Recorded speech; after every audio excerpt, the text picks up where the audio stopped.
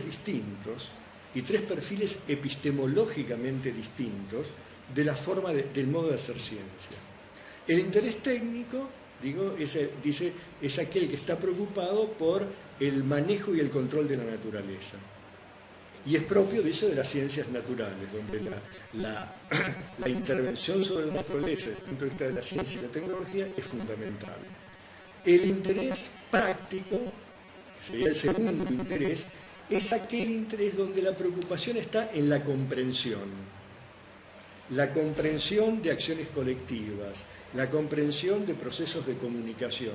Va a decir Habermas, es de algún modo el campo de las ciencias históricas. Él va a decir de las ciencias históricas hermenéuticas, donde el tema fundamental es empezar a meterse en el sentido que los sujetos le han atribuido a sus acciones a lo largo de la historia.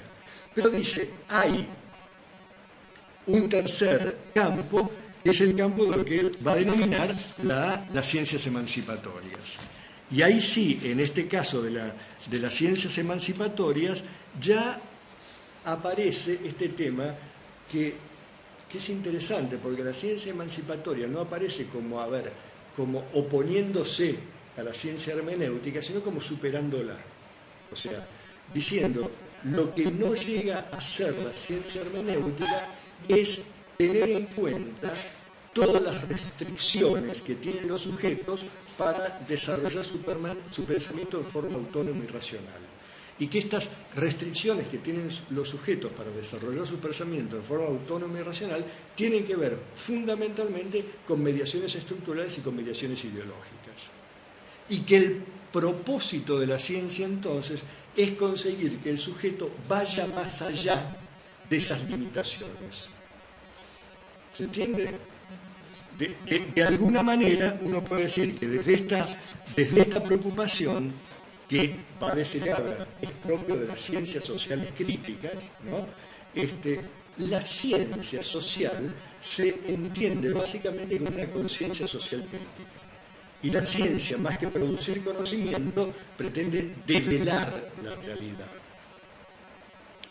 Entonces digo, esta línea y esta perspectiva empieza a enmarcar de un modo epistemológico más preciso nuestro modo de entender la investigación en acción participativa. No sé si esto queda claro.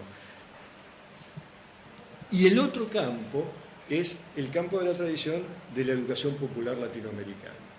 Digo, este es mi modo de entender la investigación en acción participativa y de algunos otros, solamente mío, pero digo, hay otros que hacen opciones teóricas y epistemológicas distintas. ¿Cómo entra en nuestra concepción de la investigación acción participativa del campo de la educación popular latinoamericana? Algo ya vino esbozado en lo que decíamos nosotros en el video, digamos, ¿no? Al presentar nuestra preocupación por la educación popular. Y son tres cosas. Primero, esta idea de generar propuestas de producción de conocimiento que fueran dialógicas, ¿no? Donde de alguna manera, como diría Pablo Freire, el rol del educador va circulando, ¿no? En algún momento el educador es educado, en algún momento el educado es educador. Y de otra manera, al circular eso, también van circulando los saberes, ¿no? Hay como una reflexión y una revalorización del conjunto de saberes. Contra esta concepción más autoritaria y más verticalista de la pedagogía tradicional que ya la planteamos. O sea que esto ya nos mete en algo que ya señalaba antes, como pensar la dinámica de la investigación, acción participativa, como generan que cortan las calles, impiden la libre circulación, etcétera, etcétera, y desde ahí pensar críticamente esas representaciones de sentido común, como contribuir a que los miembros del movimiento puedan pensar críticamente algunas cosas que están instaladas como incuestionables en la vida del movimiento. Como vamos a ver nosotros después, llegamos a coincidir en que un campo muy importante a pensar críticamente al interior del movimiento es el campo de la participación, ¿no? Y el tercer punto, que es una nota distintiva de la educación popular, es que además es una preocupación por fortalecer distintos tipos de organización social. O sea, desde este supuesto de que no hay posibilidad de acción transformadora si no hay actores colectivos que puedan encarar y encarnar esta acción.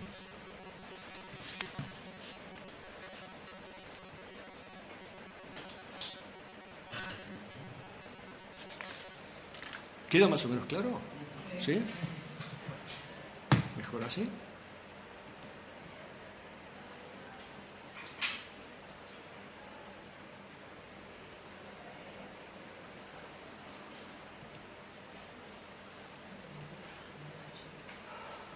¿Por qué será que se me esconde siempre? No puede ser que se me descargue de nuevo, ¿no? Sí, puede ser. A ver, vamos a probar otra estrategia. Va a haber que descargarlo de nuevo, pero... ¿Te parece? Sí. Lo que pasa es que no queda... Lo abre sin descargarlo. Claro, pero al minimizarlo, uno lo deja Sí, en pausa y lo minimiza. Totalmente, no entiendo por qué yo tampoco. Pero de hecho ha desaparecido.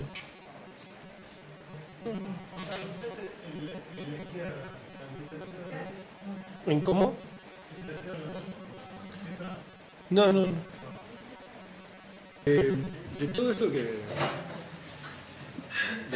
que venimos planteando, ¿se les ocurre alguna pregunta, alguna reflexión? ¿Este mundo desde lo concreto o este mundo desde lo epistemológico, metodológico, tiene algo que ver con los mundos que ustedes transitan? Yo lo que veo, digo, a partir de algunas experiencias que nosotros hemos hecho, ¿no? De que el momento más de carácter hermenéutico del trabajo con la cultura popular pasa a ser un elemento muy importante porque, digamos, es como una condición necesaria, digamos, en los términos en que uno plantea, como lo planteaba Berman, ¿no? La condición necesaria pero no suficiente, pero profundamente necesaria, porque implica poder comprender las peculiaridades de esa cultura y de esa trama, ¿no? A partir de la cual se puede empezar a desplegar, me parece, ¿no? Esta semántica, ¿no? Uno por lo menos lo que ha encontrado como muchas veces una dificultad fuerte es justamente transitar ese proceso, ¿no? O sea, uno viene con toda una carga de distintos elementos teóricos, representaciones, estereotipos, y se encuentra con una realidad que en principio tiende a clasificar desde sus esquemas, ¿no? Y todo, digamos, en general se resiste bastante a hacer ese proceso primero de empezar a decodificar y tratar de comprender lo que está en juego para empezar este trabajo, ¿no? No sé si yo claramente, no hay posibilidad de trabajar en cualquier producción de conocimiento individual o colectivo si no hay un momento en donde la pregunta es cuál es el sentido que cada uno de los involucrados le dan a lo que dicen y a lo que hacen, digamos, ¿no? Entonces, por eso yo, siguiendo lo que vos decís, o sea, me preocupaba por decir en esta perspectiva de Habermas no hay una ruptura con la tradición hermenéutica. Uno puede decir, es una superación, lo que va a decir, bueno, pero esta atribución de sentido no es tan ingenua, esta atribución de sentido no es tan transparente, ¿no? Como diría Berman, uno siempre está mirando detrás de un vidrio oscuro. O sea, entonces, el tema es cómo ir más allá de esos vidrios oscuros, o sea, cómo ir más allá de las representaciones ideológicas, ¿no? De esta manera pseudo concreta de presentar lo concreto, pero desde ya, ¿qué significa? Permanentemente plantearse cuál es el sentido que se le da a las distintas partes de la vida cotidiana, digamos, ¿no? O sea, para cada sujeto y no definirlas desde afuera y desde el exterior. En este sentido, sí, es una concepción que así como piensa en la necesidad de superar la hermenéutica, se da de patadas y confronta con toda la tradición del pensamiento positivista, digamos, ¿no? Es el pensamiento que más tradición y más peso en lo epistemológico, en lo metodológico, ha tenido en el campo de las ciencias sociales, digamos, ¿no?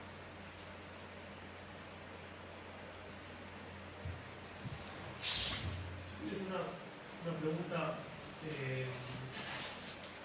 un poco ya dijiste algo sobre esto, pero ¿cómo ¿Cómo parece que la tensión y el problema que Ariel planteaba entre que es la tensión propia de la antropología, de la vieja antropología entre universalismo versus relativismo cultural, digamos, ¿no? ¿Cómo aparece esa tensión? Uno puede comprender cómo la práctica se inserta dentro de una trama cultural, etcétera, pero puede, no obstante, digamos, sentir rechazo moral, rechazo ético, lo que sea, a ese tipo de práctica que va en contra de convicciones de clase, ideológica, lo que sea, del investigador.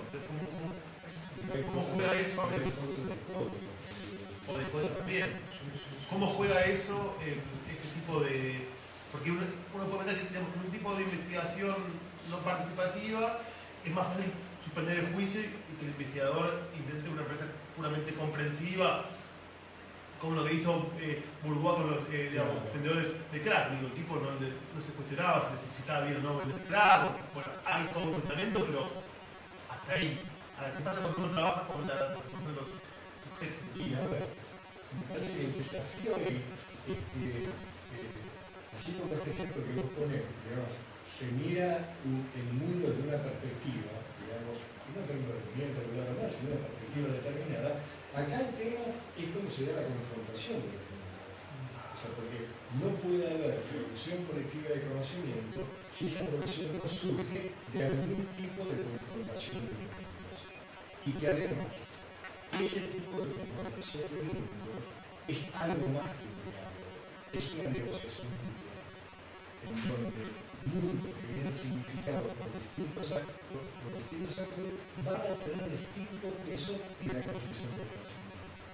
En toda esta realidad, la tradición cultural de los pueblos originarios, la tradición cultural alternativa de los sectores marginales es mucho. Y hay que cuidarse, primero que no se idealizar, ¿no? Esta cosa de pensar que ahí están las formas puras que fueron salvajes, claro, las formas puras que la vida en sociedad fue ensuciando, vituperando, ¿no? Como dice Gramsci, el sujeto es un sujeto histórico con todo lo que viene atrás. Esto primero. Y por otro lado, es como ir llegando a la posibilidad de desarrollar visiones conjuntas y visiones compartidas, que supone de alguna manera un primer ejercicio de escuchar y de aceptar al otro desde donde habla y desde lo que habla, tratando de entender y no de poner en términos de blanco o negro, ¿no? Y además, como en todo esto uno tiene que tener permanentemente atención acerca de que este desafío nos involucra a todos. El pensamiento de los sectores populares habitualmente es muy dogmático, es muy simplista, es muy aferrado al presente. Y esto no tiene que llevar a un juicio, como decir, no tiene que llevar a un juicio moral, sino más bien a una constatación de por qué y cómo hacer para operar sobre ello, digamos, ¿no? O sea, cuando Gramsci habla de la filosofía de la praxis, dice, lo peor que se puede hacer es negar las limitaciones que tiene el pensamiento de sentido común. Porque si no tenemos en cuenta las limitaciones que tiene el pensamiento de sentido común, nunca vamos a poder operar sobre ello, o sea, nunca vamos a poder transformarlo en pensamiento crítico. No sé si te contesto a lo que... No, me gustaría, digamos, pensar si usted una experiencia concreta, el tipo de enfrentarse a un tipo de práctica de chocada y cómo fue esa versión de los hechos, digamos. No sé, con la barra brava del club gimnasia o con una práctica de géneros, no sé. Mira, hay una que no aparece relatada acá, es mini, pero expresa algo que cuando la primera vez llegamos con el equipo de los alumnos de un determinado año al movimiento y empezamos a hablar, aparecen algunos compañeros del movimiento como manifestando una actitud muy reticente hacia la entrada de los alumnos de la universidad en términos de crítica a la formación abstracta, al desinterés, al uso, etcétera, etcétera. Y lo que resulta interesante es que dos de las personas que con mayor violencia, digamos, o fuerza planteaban esta crítica y esta resistencia a la posibilidad de trabajo conjunto eran simultáneamente estudiantes de la facultad. Entonces, ¿cómo ahí se da ese proceso de difícil resolución, digamos, ¿no? De cómo hacer para no vivir permanentemente que uno se está poniendo una camiseta y sacando una camiseta, sino de articular algo así? Cuando alguien le señaló, porque la conocía, pero vos sos estudiante de la facultad, ahí como que cambió el discurso, ¿no? Y lo que parecía como una resistencia se transformó en una inseguridad de ella acerca de a dónde podía apuntar este proceso y si realmente los alumnos tenían algún tipo de instrumentalidad, de formación para manejar estas situaciones que son muy persecutorias. O sea, desde el estudiante porteño o jujeño, clase media, con una serie de representaciones, meterse de un día para otro, no adentro de una escuela, sino adentro de un movimiento social, es una situación traumática que no se puede negar, ¿no? Que más bien hay que acompañarla y hay que procesarla. Y en esas situaciones traumáticas aparecen todo este tipo de limitaciones y de restricciones. ¿Sí? Sí, a mí me traía la reflexión de lo que venías diciendo de este diálogo, ¿no? De esta apertura, que de alguna manera ese diálogo y ese tratar de entender las representaciones mutuas implica de alguna manera poner entre paréntesis también la idea de concientización, porque como que la concientización parecería que tiene una direccionalidad y lo que vos estás diciendo es de una apertura sin la cual ni investigador ni están marcando un punto de llegada. Y que además no hay una gente concientizadora, ¿no? O sea, porque también en todo esto viene toda nuestra tradición, no solo intelectual, sino de clase, de experiencia, etcétera, que finalmente, mal que mal, uno piensa que un poco iluminado es, ¿no? Lo digo así. O sea, y el tema no es, despojarse de sus conocimientos, sino el tema es cómo uno poner esos conocimientos en clave crítica, cómo estar dispuesto a aprender cómo estar dispuesto a cambiar de y en última instancia, como decís, finalmente la concientización es un producto social, es un producto grupal, no un producto individual. Después deja marcas individuales. ¿Sí? Y que va a ser mutua. Que tendría que ser mutua. Que va a ser mutua, porque si no, porque en realidad si no uno podría creer con facilidad que uno es el que tiene el pensamiento crítico y el otro el pensamiento común. Desde ya, ¿no? Desde ya. Y podría caer iluminadamente y que hay como formas puras, ¿no? Este tiene pensamiento crítico, este se va al descenso porque tiene pensamiento no crítico. O sea, esta cosa maniquea está permanentemente presente y en esa cosa maniquea aparece esto de muchas veces nosotros sin darnos cuenta nos consideramos poseedores de la propiedad del pensamiento, crítico, ¿no? O sea, el tema de cómo uno, desde todo el bagaje teórico que tiene, donde muchas veces el bagaje teórico lo convence de que tiene todas las respuestas, cuando te da el bagaje teórico más bien tiene que ayudar a que uno se formule más preguntas, ¿no? Es como ese bagaje teórico cierra la mirada, ¿no? Me tengo una pregunta. ¿Vos querés, digamos, que la experiencia está muy vinculada a un movimiento social? Sí. Ahora, cuando no se da en el marco de un movimiento social, sino que se da en el marco de una escuela, barriada, una escuela, lo que sea, ¿cómo lo visualizás? Y yo diría que los desafíos son los mismos. Sí. Los desafíos son los mismos. Lo que pasa es que hay situaciones de la vida cotidiana que aparecen más cercanas o más lejanas a las experiencias que tiene uno en concreto. Y por otro lado aparecen como más cercanas o más lejanas a la posibilidad de investigar. vos estás trabajando en una escuela y querés generar un proceso de construcción de conocimiento crítico colectivo con los docentes, en principio en los docentes va a haber una buena aceptación verbal a hacer esto, digamos, ¿no? Después por ahí uno se encuentra con que la estructura de resistencias es mayor que la que uno encuentra trabajando con los compañeros de los movimientos sociales. Pero me parece que, a ver, que cada una de estas situaciones tiene muchos elementos de singularidad. Por eso yo vuelvo a insistir en esto que llamo contextos de producción. O sea, no es un eslogan decir no hay una investigación igual a la otra, es el progrullo, digamos, ¿no? Sino más bien pensar cuáles son los distintos contextos de producción desde donde poder empezar a hacer avanzar de un modo arduo y contradictorio estos procesos de construcción de conocimiento colectivo. O sea, por aquel que me dice que desarrolló una investigación de acción participativa, en forma lineal, que terminaron todos iluminados, conscientes, organizados, en principio es poco creíble. O porque miente o porque algo se le escapó del proceso. Entonces yo digo, pensar trabajar en un barrio puede ser más fácil o más difícil según la naturaleza del barrio. O sea, trabajar en una escuela puede ser más fácil o más difícil que trabajar con un movimiento social según los fenómenos que se desarrollen ahí adentro, digamos, ¿no? No sé si no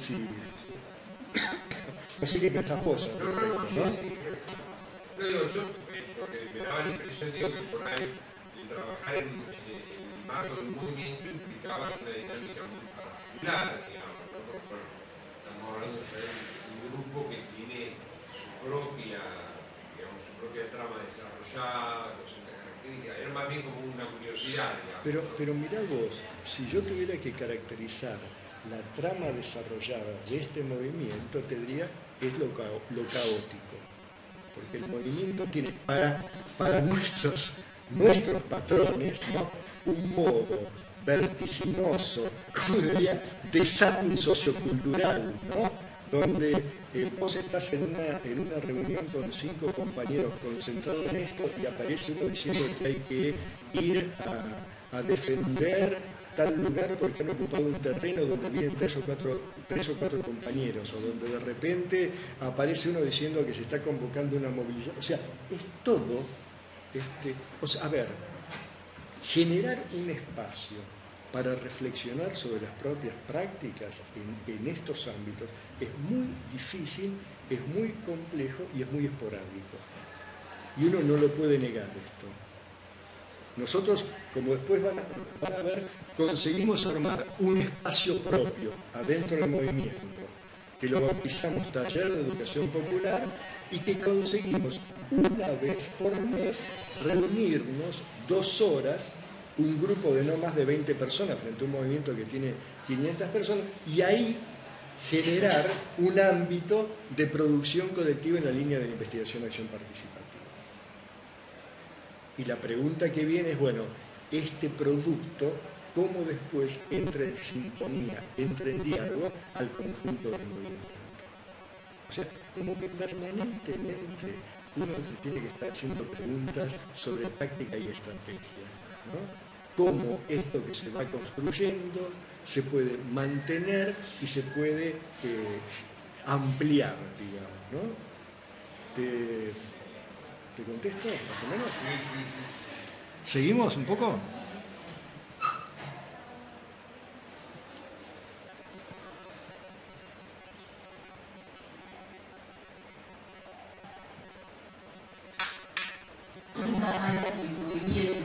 Antes que expresaron su interés por trabajar aspectos educativos dentro de sus prácticas. Para esto, bueno, nosotros hemos presentado la idea de trabajar con varias en la asamblea del movimiento, y a partir de esto, en la discusión surgió la necesidad de las áreas de repensar las prácticas desde la perspectiva de la educación popular.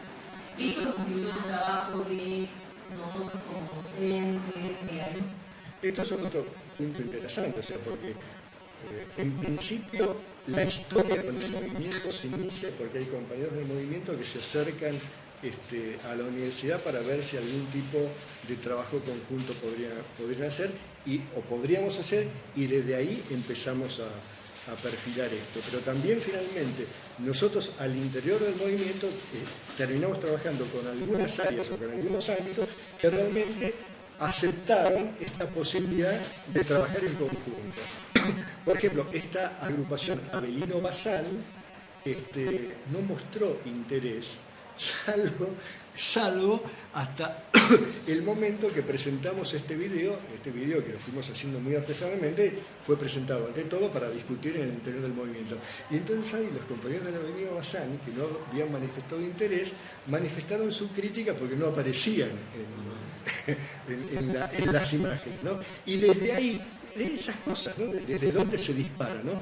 Desde ahí empezó ahora un proceso de acercamiento para incorporarse ellos a estos ámbitos de producción colectiva, ¿no?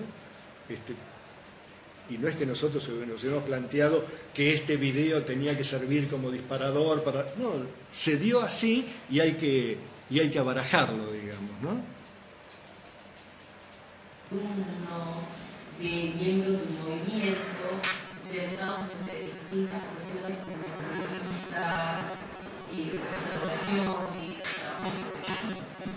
trabajo de campo, talleres. Porque acá viene otra cosa, si uno está pensando en la producción colectiva, también tiene que pensar cómo instrumentar al conjunto para que utilice algunas técnicas para leer lo empírico, digamos, ¿no? Entonces tuvimos que trabajar conjuntamente con los ámbitos, bueno, qué observar, cómo observar, qué entrevistar, cómo hacer entrevistas dialogales y no entrevistas extractivas, como ahí empieza, digamos, a generarse un diálogo y un intercambio para que realmente la producción colectiva se haga desde perspectivas que hacen desde cierta vigilancia epistemológica, digamos. Esas palabrotas, digamos, que uno utiliza habitualmente, no pueden desaparecer cuando uno se plantea este tipo de quehaceres. Ni tampoco uno puede pensar que se aplican como una fórmula mágica tipo 2x2. Pero realmente el tema de la vigilancia epistemológica en la producción de conocimiento, como la discusión sobre la validación de los conocimientos, sigue vigente en estas estrategias como en cualquier otra, digamos, ¿no?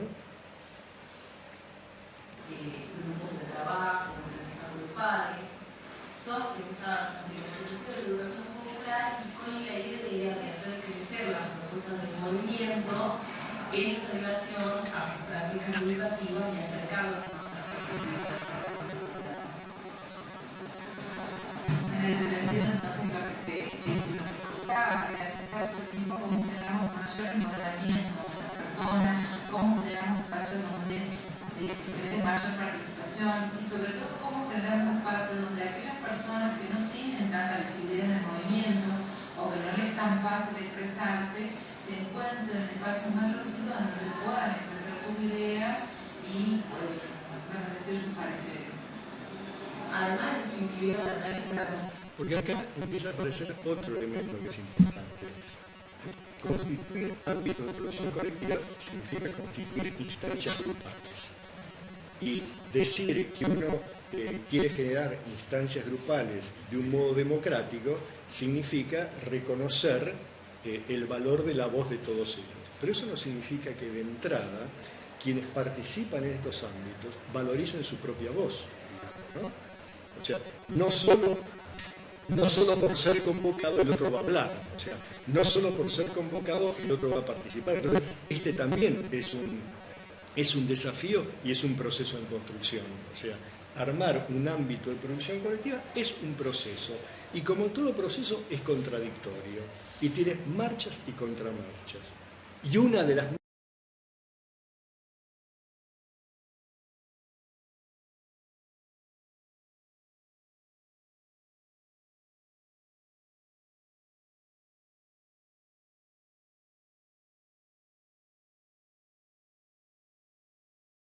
marchas y contramarchas es realmente cómo hacer para que ese proceso colectivo sea el producto de la mayor cantidad de voces posibles. Sobre todo cuando uno a veces tiene como casi esa tendencia inconsciente a monopolizar desde la palabra o monopolizar desde el capital cultural.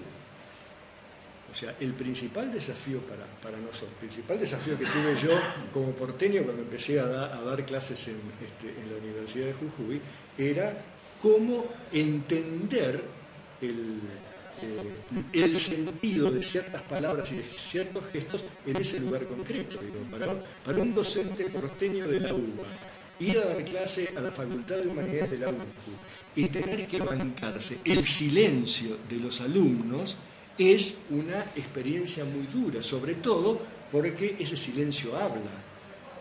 Y habla de un modo quechua, digamos, ¿no?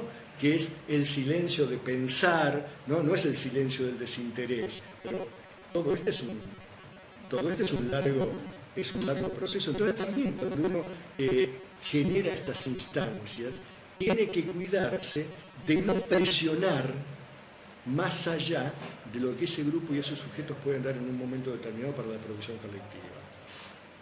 Y no hay fórmulas para eso, digamos, ¿no? Solamente hay esta cuestión de estar atento a los sentidos que se van produciendo.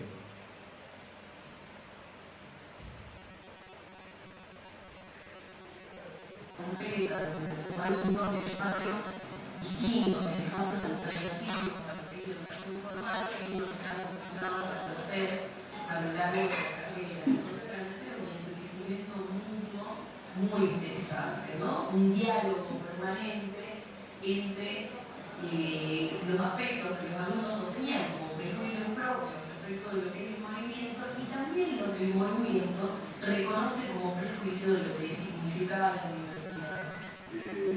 También me parecía como distintas facetas del movimiento. Lo que parezca eso de actividades, de práctica, también para trabajar desde ahí sobre ciertas representaciones a veces muy unilaterales y muy simplistas que los alumnos y que la gente tiene de los movimientos.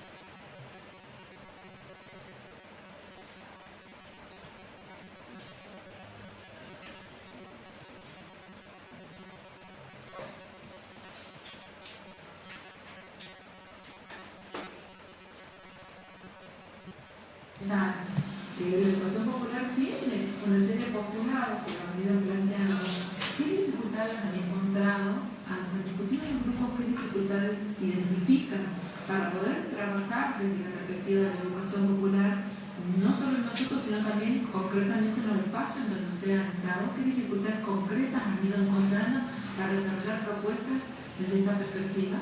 ¿Van a poder discutir? Para lograr la participación del otro y que no quede una cosa que nosotros imponemos, una propuesta que quizá le gusta exclusivamente de nosotros, que ellos se enganchan porque sí, sino que realmente sea algo construido en conjunto, digamos.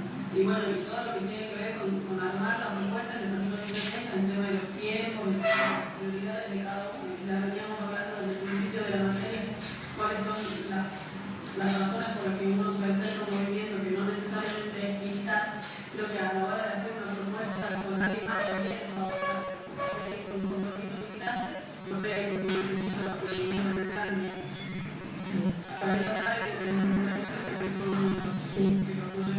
Acá lo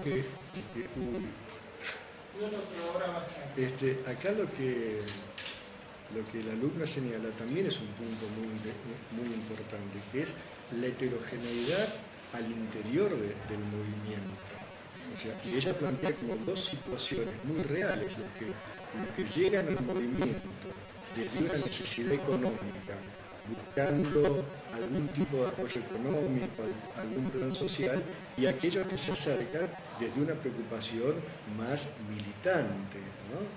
esta idea de que hay centro y hay periferia también al interior del movimiento es un dato que no se puede desconocer, ¿no? Nosotros a partir de esto nos vamos acercando a lo que fue el diseño del taller de educación popular, que es al que quería referirme.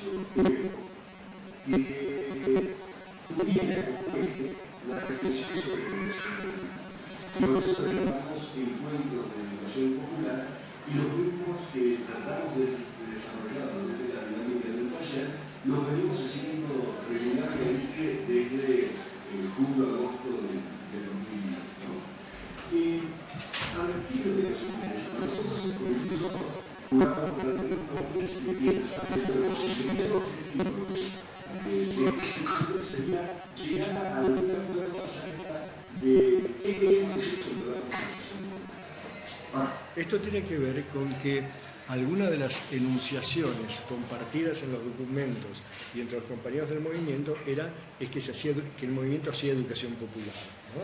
Entonces, lo primero que nosotros planteamos es, bueno, ¿qué se entiende cuando se habla de educación popular? Si estamos hablando de lo mismo o estamos hablando de cosas distintas, ¿no?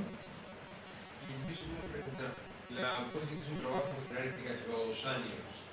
Sí, y sigue. Sigue. Y, digamos, ¿cómo es la articulación de los estudiantes? A ver, hay una doble articulación. Hay un inexorable proceso de circulación. O sea, los estudiantes que cursan la materia participan en una instancia del proceso y algunos de ellos, muchos manifiestan interés en continuar, pocos pueden hacerlo. Y los que pueden hacerlo están trabajando de un modo más articulado. El resto tienen intervenciones más puntuales, muy conversadas con ellas y muy conversadas al interior del movimiento, pero son como limitaciones insuperables, ¿no? Y también es una limitación muy difícil de superar, es que un estudiante que ya terminó de cursar esa materia, porque por más que le haya interesado la experiencia, la investigación, pueda seguir asignando en forma regular tiempos a esto. No. Es interesante ver, digamos, cómo es ahí la preocupación fundamental es trabajar conjuntamente con los alumnos y los compañeros del movimiento para que la actividad de los alumnos no aparezca como una actividad de esto que uno llama fundamentalmente extractiva. Voy, conozco a estos bichos raros, les saco información y no vuelvo nunca más. Entonces, está como acordado que la continuidad del trabajo conjunto con ellos no significa necesariamente que siempre van a aparecer las mismas caras, pero hay una continuidad de diálogo, digamos, entre el equipo de la cátedra y los compañeros del movimiento. Y como de hecho también eso mismo pasa en el movimiento, porque decir que el taller ha tenido promedio unos 20 o 25 personas, de ninguna manera es decir que esas 20 o 25 personas son las mismas. Entonces, como también hay un contrato aceptado por las dos partes. Aquí podemos hacer que muchas personas vienen de experiencias, de prácticas, de formaciones distintas y que no siempre esas experiencias y prácticas convergen en una mirada común acerca de lo que es la educación popular. Y a eso destinamos buena parte de los primeros encuentros, como establecer, digamos, de alguna manera un cierto... Estos son como papelógrafos con los primeros acuerdos de... ¿Cómo? Un cierto lenguaje común, desde donde empezar a plantear el otro objetivo central de este encuentro, que era empezar a mirar las prácticas del movimiento en su... Acá sería empezar a seleccionar en conjunto con los compañeros del movimiento cuáles serían algunos temas para profundizar en su conocimiento. Y como ustedes ven, ya aparece, por eso subrayado por ello, el tema de la participación. O sea, porque los movimientos sociales en general, uno puede decir que tiene algunos rasgos comunes, digamos. Uno es esto que es lo que algunos llaman identidad territorial, ¿no? O sea, el territorio como espacio de resistencia, de confrontación. El segundo es predominio de técnicas de acción directa, digamos, ¿no? Y un tercero que es una base asamblearia. Todo movimiento social proclama que la base de sus decisiones está en una democracia directa. O sea, toda la dinámica de discusión y de toma de decisiones de movimientos pasa en la asamblea. Entonces, cuando los propios compañeros empiezan a plantear el tema de la participación, es porque esa aseveración de que todo se decide en la asamblea, todo pasa por la asamblea, algunas fisuras mostraba. Entonces, acordamos en ponernos a analizar, y analizar significó observar no solamente nosotros, sino observar con los compañeros dinámicas de asamblea, hacer entrevistas a distintos compañeros, como para ir viendo, como para ir esas aseveraciones del sentido común, ir rompiéndolas y ver qué otras cosas aparecían. Es decir, se va constituyendo dentro de toda esta maraña como un núcleo central de conocimiento alrededor del cual hacer girar esta experiencia de investigación y acción participativa, que tendría que ver con el tema de la participación y de lo asambleario. Todo esto, dicho acá muy rápidamente, supuso un proceso bastante largo donde empezamos a discutir qué es esto de la educación popular, empezamos a llegar a ciertos acuerdos comunes y entonces como que se va desgajando naturalmente algunas temáticas para ser indagadas. Una de ellas es la de la participación. No solamente aquellas que se desarrollan en cada una de las áreas desde la perspectiva de la educación popular.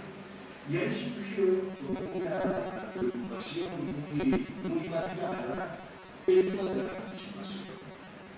El tema de empatía de los compañeros, el tema de la presencia de otros, el tema de distintos protagonismos de los compañeros alrededor de las asambleas, que son como el núcleo participativo, el núcleo dinámico del movimiento, y entonces básicamente nos interesó profundizar con ellos todo este aspecto de la asamblea como el centro de la discusión, de la elaboración de la toma de decisiones, y en función de eso plantear algunos ejes, algunas propuestas que pudieran después incorporarse más orgánicamente en la vida del movimiento.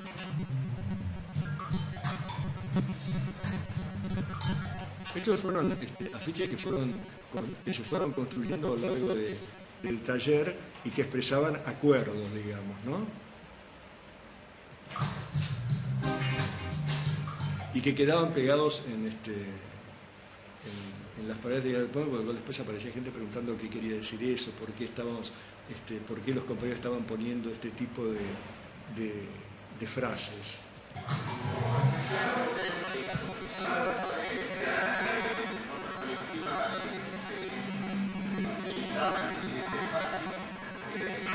Escuchen el ruido de fondo, ¿no? Ese es el habitual.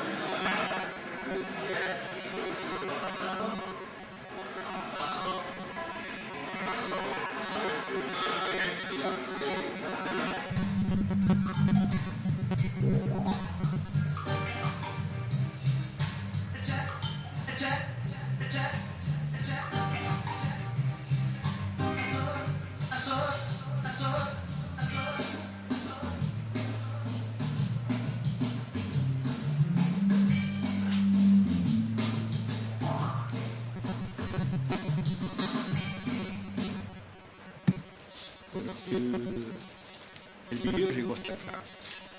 Yo lo que quería era, tenemos un ratito más, entregarle por ahí que lo leyeran en pequeños grupos del pequeño grupo, lo que fueron como la síntesis que fue surgiendo en este taller acerca de la indagación que se hizo sobre la realidad de lo asambleario. O sea, como si ustedes quieren, los descubrimientos que se fueron haciendo con los compañeros acerca de cuál era la realidad. O sea, de repente en la discusión uno dice, bueno, porque lo que pasa es que en este movimiento la asamblea es todo y es nada. Entonces, tomamos esa frase y sobre eso empezamos a indagar qué quería decir esa contradicción entre todo y nada. ¿Quieren pegarle una? Hay 3 copias, pueden hacer 3 pequeños grupos o...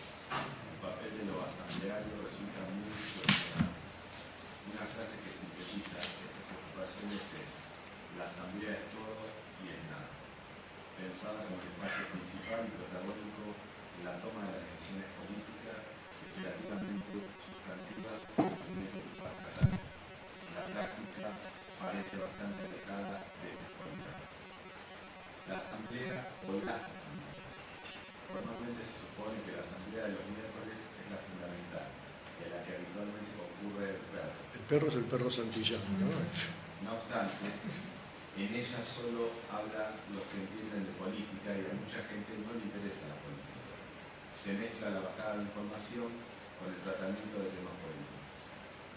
Una de las 3 asambleas es la de los abelinos, pero ellos actualmente no participan de la general de los miembros.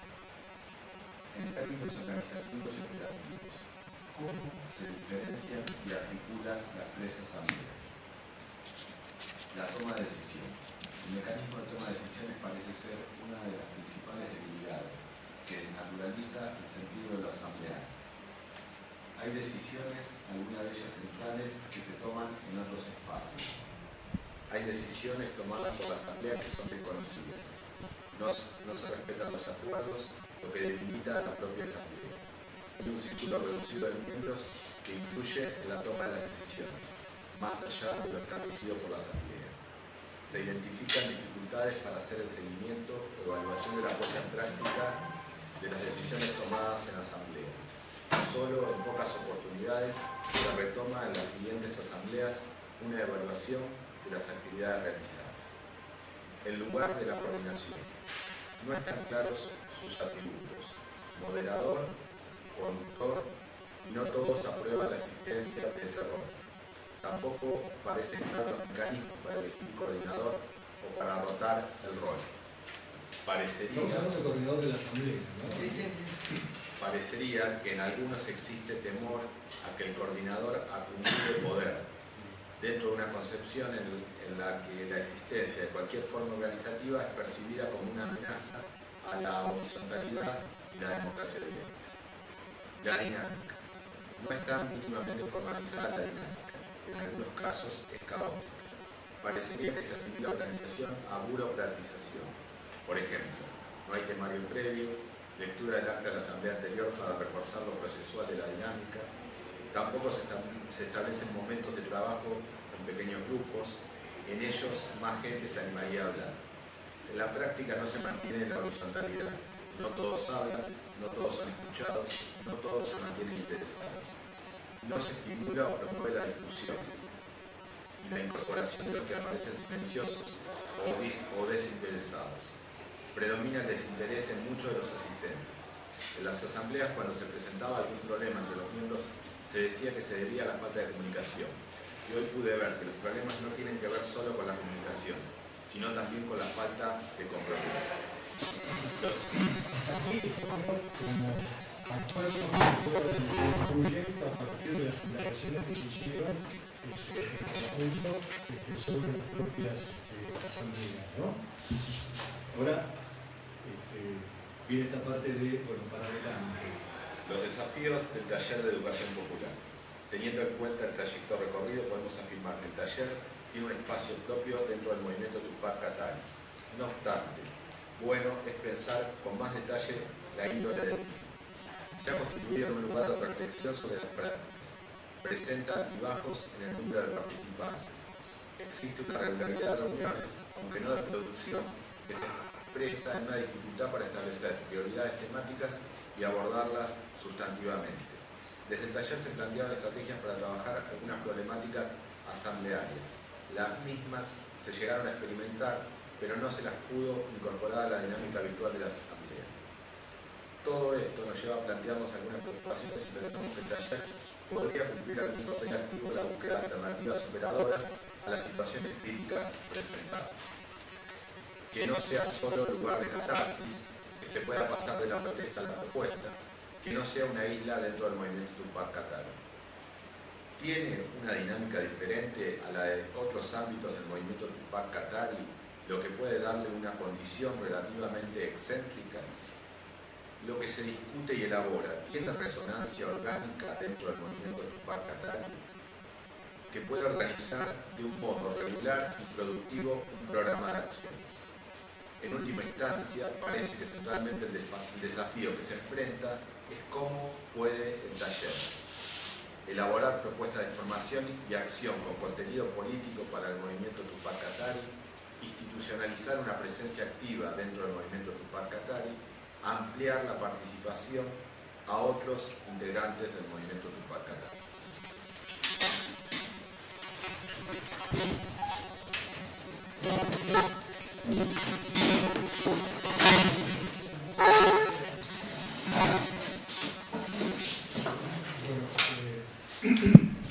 Hasta acá quería llegar yo en el relato, procurando transmitir de alguna manera un proceso de cómo se va aterrizando, digamos, ¿no? Dentro de un actor colectivo y cómo ese aterrizaje supone empezar en conjunto a seleccionar campos donde trabajar y donde pensar cómo producir conocimiento y formas de hacerlo, ¿no? Esta última parte de los desafíos expresa dos cosas: que esta actividad sigue, digamos, que nuestro trabajo con el movimiento sigue, y que es un trabajo bastante difícil y bastante azaroso, donde uno personalmente a veces está muy entusiasmado y a veces está muy deprimido, ¿no? O sea, y esta es la realidad, ¿no? Tener que bancarse reuniones mensuales y que de repente uno no puede hacer la reunión porque no hay asistentes, y después aparecen todas las razones justificatorias. Indica esto que decíamos, que es un proceso complejo y contradictorio, digamos, ¿no? Y que a veces, visto desde afuera, parecería que los avances son pequeños, pero entendidos al interior del movimiento, esos avances no sé si son pequeños o no, pero son sustantivos. Esto de haber contribuido a romper el mito de lo asambleario adentro del movimiento, hoy a nosotros nos parece una cosa muy importante, y a los compañeros también, y de hecho está generando una gran efervescencia al interior del movimiento, porque hay una serie de compañeros que, porque naturalmente han detentado espacios de poder, o porque naturalmente tienen una visión como muy purista de la democracia de base, donde cualquier cosa organizativa es considerada como una traba, se resisten mucho a encarar una discusión en estos términos, buscando propuestas superadoras, ¿no?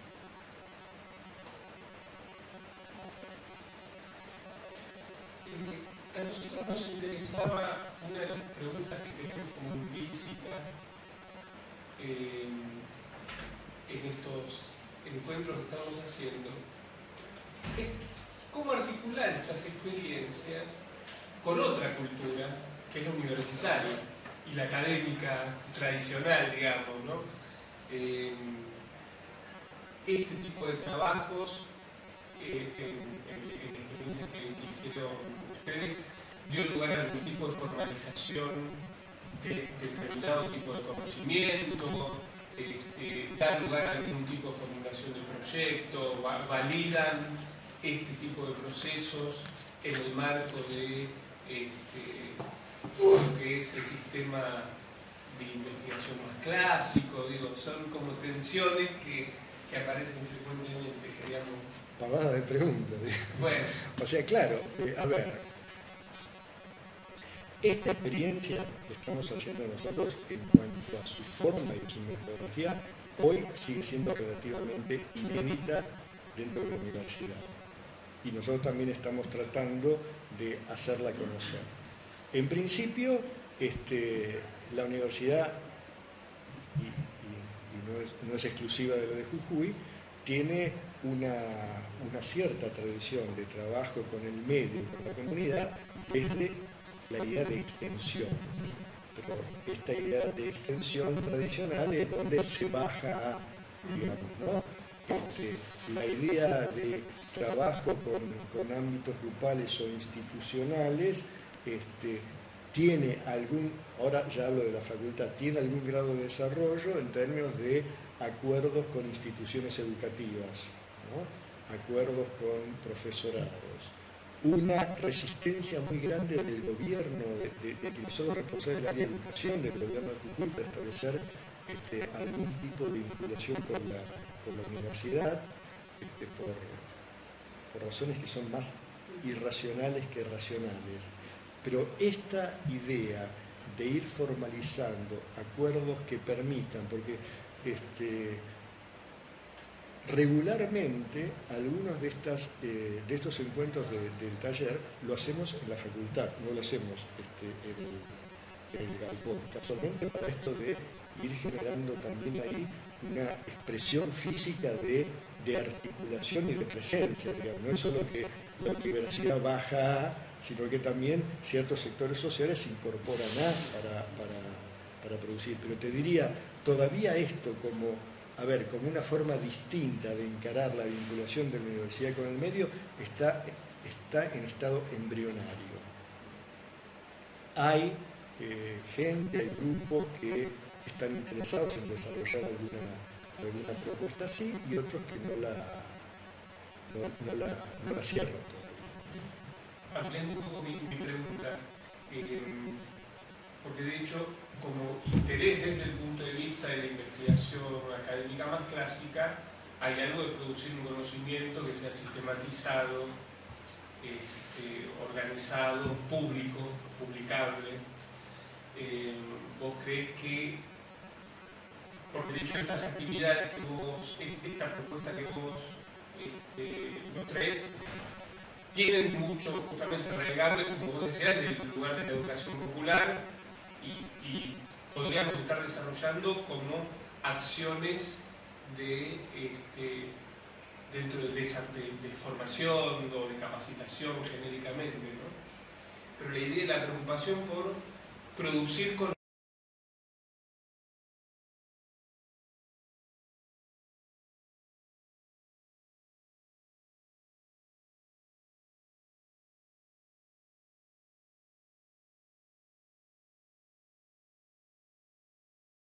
conocimiento sistematizado y publicable es como una característica propia del ámbito de investigación de la producción académica. De la producción académica, ¿no? ¿Crees que algo de esto podría conciliarse? ¿Crees que por ahí la misma concepción sería contraria a producir un conocimiento de este tipo? A ver. Distingamos la parte de producción de conocimiento sistematizado de la parte de producción de conocimiento sistematizado que sea publicado. Entonces, en la primera parte, la respuesta es absolutamente sí. Y es lo que se viene haciendo. Esto es una prueba de eso, lo que vos... Creo que sí. Y independientemente que como programa de investigación tiene financiamiento de la Secretaría de Ciencia y Técnica de la Universidad de nosotros, periódicamente hay que escribir informes de avance, más informes finales, más o menos sustantivos. Todo esto hace que haya, una masa crítica de conocimiento sistematizado y organizado. El tema de la publicación incluye en el tema de la publicación la producción de audiovisuales, digamos, ya lleva a un camino distinto, que es nosotros creemos que las publicaciones que tenemos que hacer tienen que ser en la parte sustantiva acordadas por el conjunto de los que han participado, independientemente de que finalmente a lo mejor la redacción corra en manos de algunos. Ya que estamos hablando así frontalmente, con el movimiento Barrios de Pie no llegamos a un acuerdo de publicación de algunas partes de ese informe. Muchos compañeros consideraban que se exageraban las críticas, etcétera, etcétera, y no lo hemos publicado. En este momento estamos con el movimiento Tupac Katari armando como un conjunto de posibles publicaciones que tengan distintos referentes y donde algunas publicaciones claramente son para consumo académico. Cuando digo para consumo académico, para que pueda circular en el medio de la universidad, para que estas experiencias se conozcan desde lo más metodológico a lo más sustantivo. Pero digo, también ahí hay como que cambiar el eje, ¿no? O sea, no todo lo que se investiga inmediatamente se puede publicar. Lo que se investiga se puede publicar si sigue formando parte de ese acuerdo de producción colectiva de conocimiento. Y que ese acuerdo de producción colectiva de conocimiento, así como en la investigación tradicional, el investigador solo con su equipo decide qué publica y qué no publica, qué le pone más énfasis o no, acá esto se traslada a un ámbito mucho mayor y mucho más complejo, en donde no todos obviamente tienen interés en que se publiquen cosas en el medio académico o viceversa, digamos, ¿no? Y la misma línea de pregunta de Juan Carlos, la educación. Incorporado en su programa de investigación, sí, acreditado el proyecto de investigación como tal. Exactamente. O sea, el proyecto de investigación Y el proyecto ha sido evaluado de acuerdo a los cánones tradicionales y sí, todo eso, porque es la condición para que esto pueda ser un programa institucional, digamos, ¿no? Es la condición para que en este programa puedan participar alumnos y como tal se les conozcan créditos, ¿no? Una duda, vos algo mencionaste así, los conflictos, los barrios de pie, y es una preocupación que surgió a lo largo de tu charla, y es cómo dialoga, digamos, la cuestión de la organización cultural con la cuestión del pensamiento crítico, cómo se llevan unos con otros, porque por un lado la continuidad del trabajo depende de, se me ocurre, ciertas indulgencias, o si no, se termina el trabajo. Eso por un lado, es una cuestión como esas dos categorías, ¿no? Que supongo que yo varias veces con el tema del pensamiento crítico, ¿qué pasa cuando ese pensamiento crítico avanza sobre ciertas cosas que la organización, el movimiento social no está dispuesto o sus comisiones van por otro lado? Eso me hace esta duda. Y por otro lado, me da la impresión, también lo mencionaste al final, pero que avanzar en esta línea significa poniendo en la llaga de cuestiones muy centrales que tienen que ver con la cuestión de la autoría, ¿no? ¿De quién es el autor? Porque en ese sentido me parece que el relato tuyo y sobre todo lo que se ve en el video está demasiado marcado en nosotros y en ellos. No hay un nosotros abarcativo, sujeto emergente de esa relación, sino que permanentemente a lo mejor es el relato del video que está pensado, pero lo veo muy pensado en un medio académico, ¿no? Veo demasiado protagonismo del equipo de ustedes tres, en el relato, ¿no? Como que es un nosotros que claramente tiene un ellos enfrente que son leyeros con el trabajo. La última cosa es ponerme en el lugar de Tupac Katari. ¿Qué buscan? O sea, ¿les interesa el aporte al discernimiento, a la producción de conocimiento, a la búsqueda conjunta? o lo que ven en ustedes es como una herramienta de comunicación hacia el interior del medio universitario, considerado como fuente de reclutamiento de adherentes. ¿Qué es el interés del movimiento en relación con ustedes? A ver, son varias preguntas. Entonces, voy a empezar por la última, digamos. O sea, en principio, deconstruyamos un poco el término movimiento, ¿no? Digo, al interior del movimiento hay una serie de gente con representaciones, con imágenes y con intereses bastante diversos. Entonces, yo diría, en aquellos que hoy ejercen más cercanamente actividades de coordinación con todas las limitaciones que hemos señalado acá, realmente fuimos construyendo un acuerdo que era realmente que nosotros pudiéramos contribuir a repensar alguna de las prácticas de ellos. En algunos esto hoy sigue siendo un acuerdo y un convencimiento, y en otros, donde aparecen algunos elementos críticos negativos, el acuerdo no es tanto, digamos, ¿no? Pero, digo, no hay, digo, en principio como un interés prioritario en que el movimiento aparezca en la universidad. O sea, para el movimiento, esta coyuntura no es esa una prioridad. Sí que se establezca una situación de intercambio con la universidad y que se vea de qué modo la universidad puede contribuir a su dinámica. Pero digo, hay muchos compañeros del movimiento que no tienen registro de esto.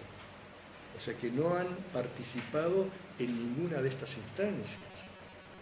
Que uno puede decir, son esos compañeros que también dentro del movimiento son como un grupo muy silencioso, muy de acompañamiento, muy que va, esto es un punto importante, muy que va fundamentalmente a sentirse contenido, el movimiento como una gran familia, digamos, ¿no? De contención afectiva de sus problemas, y todo el resto, ¿no? Como movimiento social, como en la facultad y en el movimiento alrededor del proceso que siguieron los alumnos, más que el proceso que siguió el movimiento. Hay otra parte del video donde aparecen más aspectos y más imágenes ligadas a la dinámica del movimiento y a la voz del movimiento. Pero también ahí esa parte no está acordada con el movimiento acerca de cómo la vamos a dar a publicidad en la imagen, digamos, ¿no? Y otra de la asociación cultural con el pensamiento crítico. ¿Cómo se llama? A ver, ¿cómo sería eso? Claro, digamos, ¿cómo, en qué medida el desarrollo del pensamiento crítico no te puede traer lugar a una ruptura del vínculo y se terminó el proyecto? Lo que plantea de Wagner que no estaban de acuerdo con publicar cosas con críticas. A ver, en principio, esto de el pensamiento crítico hay que pensar cómo lo afecta a uno, ¿no? Las veces que uno se sintió pedaleando en el aire, haciéndole propuestas al compañero del movimiento, pensando desde algún encuadre teórico cierto tipo de reflexiones que resultaban claramente no pertinentes, y uno se lo tiene que bancar también, digamos, ¿no? Como que el pensamiento crítico está ahí en el medio y no es muy fácil de asir. Y después sí, digamos, hay ámbitos, hay grupos y hay personas que son más afines o más reacias a las consecuencias del pensamiento crítico. O sea, claramente, yo diría, más allá de errores nuestros, que los hubo cuando trabajamos con el movimiento Barrios de Pie, yo no sé si haciendo otra estrategia hubiéramos llegado a una solución o a un saldo un poco más satisfactorio. Pero independientemente de eso, hubo una cerrazón muy grande, defensiva, en ciertos ámbitos de la coordinación del movimiento, donde por distintas razones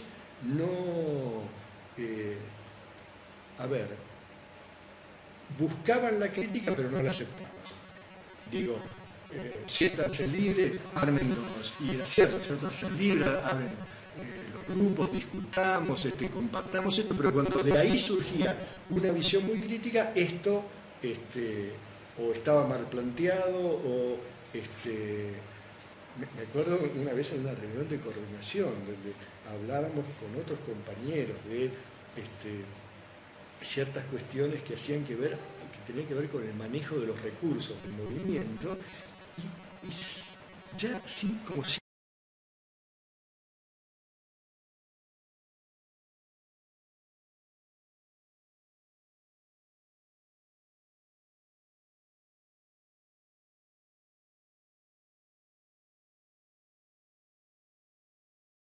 distintos y tres perfiles epistemológicamente distintos de la forma del modo de hacer ciencia. El interés técnico, es aquel que está preocupado por el manejo y el control de la naturaleza. Y es propio, dice, de las ciencias naturales, donde la intervención sobre la naturaleza desde el punto de vista de la ciencia y la tecnología es fundamental. El interés práctico, que sería el segundo interés, es aquel interés donde la preocupación está en la comprensión de acciones colectivas, la comprensión de procesos de comunicación. Va a decir Habermas, es de algún modo el campo de las ciencias históricas. Él va a decir de las ciencias históricas hermenéuticas, donde el tema fundamental es empezar a meterse en el sentido que los sujetos le han atribuido a sus acciones a lo largo de la historia. Pero dice, hay un tercer campo, que es el campo de lo que él va a denominar las ciencias emancipatorias. Y ahí sí, en este caso de las ciencias emancipatorias, ya aparece este tema que es interesante, porque la ciencia emancipatoria no aparece como oponiéndose a la ciencia hermenéutica, sino como superándola. O sea, diciendo, lo que no llega a ser la ciencia hermenéutica es tener en cuenta todas las restricciones que tienen los sujetos para desarrollar su pensamiento en forma autónoma y racional. Y que estas restricciones que tienen los sujetos para desarrollar su pensamiento en forma autónoma y racional tienen que ver fundamentalmente con mediaciones estructurales y con mediaciones ideológicas. Y que el propósito de la ciencia entonces es conseguir que el sujeto vaya más allá de esas limitaciones. ¿Se entiende? De alguna manera uno puede decir que desde esta preocupación, que parece que ahora es propio de las ciencias sociales críticas, ¿no?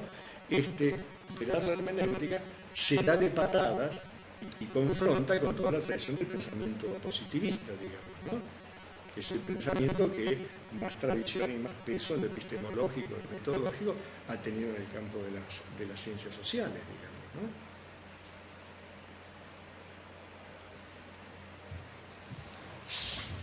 Es una pregunta,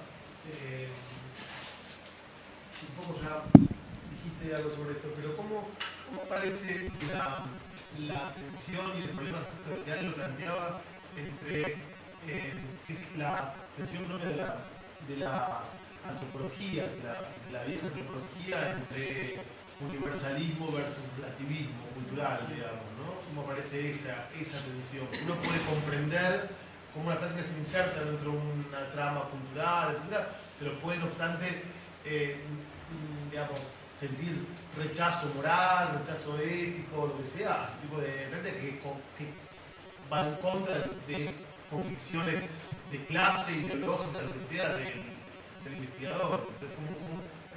¿Cómo juega eso? O de cosas también. ¿Cómo juega eso este tipo de...? Porque uno puede pensar que un tipo de investigación no participativa es más fácil suspender el juicio y que el investigador intente una empresa puramente comprensiva, como lo que hizo Bourgois con los vendedores de crack. Digo, el tipo no se cuestionaba si estaba bien o no vender crack. Bueno, hay todo un cuestionamiento, pero hasta ahí. ¿Qué pasa cuando uno trabaja con la cuestión de los sujetos? Y a ver, me parece que el desafío es que, así como este ejemplo que vos ponés, digamos, se mira el mundo desde una perspectiva, digamos, no tengo bien regular más, sino una perspectiva determinada. Acá el tema es cómo se da la confrontación de los mundos. O sea, porque no puede haber producción colectiva de conocimiento si esa producción no surge de algún tipo de confrontación de los mundos. y que además ese tipo de comunicación del mundo es algo más que un diálogo, es una negociación en donde mundo que viene a significar la ciencia social se entiende básicamente como una conciencia social crítica. Y la ciencia, más que producir conocimiento, pretende develar la realidad. Entonces digo, esta línea y esta perspectiva empieza a enmarcar de un modo epistemológico más preciso nuestro modo de entender la investigación en acción participativa. No sé si esto queda claro. Y el otro campo es el campo de la tradición de la educación popular latinoamericana. Digo, este es mi modo de entender la investigación en acción participativa y de algunos otros, solamente mío, pero digo, hay otros que hacen opciones teóricas y epistemológicas distintas. ¿Cómo entra en nuestra concepción de la investigación acción participativa del campo de la educación popular latinoamericana? Algo ya vino esbozado en lo que decíamos nosotros en el video, digamos, ¿no? Al presentar nuestra preocupación por la educación popular. Y son tres cosas. Primero, esta idea de generar propuestas de producción de conocimiento que fueran dialógicas, ¿no? Donde de alguna manera, como diría Pablo Freire, el rol del educador va circulando, ¿no? En algún momento el educador es educado, en algún momento el educado es educador. Y de otra manera, al circular eso, también van circulando los saberes, ¿no? Hay como una reflexión y una revalorización del conjunto de saberes. Contra esta concepción más autoritaria y más verticalista de la pedagogía tradicional que ya la planteamos. O sea que esto ya nos mete en algo que ya señalaba antes, como pensar la dinámica de la investigación, acción participativa, como general, que cortan las calles, impiden la libre circulación, etcétera, etcétera, y desde ahí pensar críticamente esas representaciones de sentido común, como contribuir a que los miembros del movimiento puedan pensar críticamente algunas cosas que están instaladas como incuestionables en la vida del movimiento. Como vamos a ver nosotros después, llegamos a coincidir en que un campo muy importante a pensar críticamente al interior del movimiento es el campo de la participación, ¿no? Y el tercer punto, que es una nota distintiva de la educación popular, es que además es una preocupación por fortalecer distintos tipos de organización social. O sea, desde este supuesto de que no hay posibilidad de acción transformadora si no hay actores colectivos que puedan encarar y encarnar esta acción.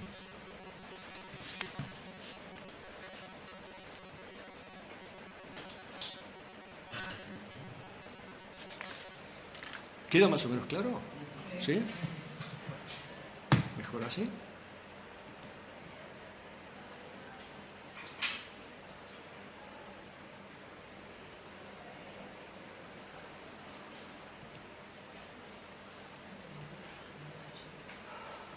¿Por qué será que se me esconde siempre? No puede ser que se me descargue de nuevo, ¿no? Sí, puede ser. A ver, vamos a probar otra estrategia. Va a haber que descargarlo de nuevo, pero... ¿Te parece? Sí. Lo que pasa es que no queda... Lo abre sin descargarlo. Claro, pero al minimizarlo, uno lo deja sí, en pausa y lo minimiza. Totalmente, no entiendo por qué yo tampoco. Pero de hecho ha desaparecido.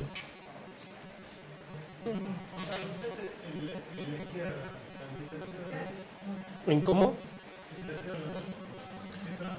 No. De todo esto que venimos planteando, ¿se les ocurre alguna pregunta, alguna reflexión? ¿Este mundo desde lo concreto o este mundo desde lo epistemológico, metodológico, tiene algo que ver con los mundos que ustedes transitan? Yo lo que veo, digo, a partir de algunas experiencias que nosotros hemos hecho, ¿no? De que el momento más de carácter hermenéutico del trabajo con la cultura popular pasa a ser un elemento muy importante porque, digamos, es como una condición necesaria, digamos, en los términos en que vos lo planteás, como lo planteaba Berman, ¿no? La condición necesaria, pero no suficiente, pero profundamente necesaria. Implica poder comprender las peculiaridades de esa cultura y de esa trama, ¿no? A partir de la cual se puede empezar a desplegar, me parece, ¿no? Esta semántica, ¿no?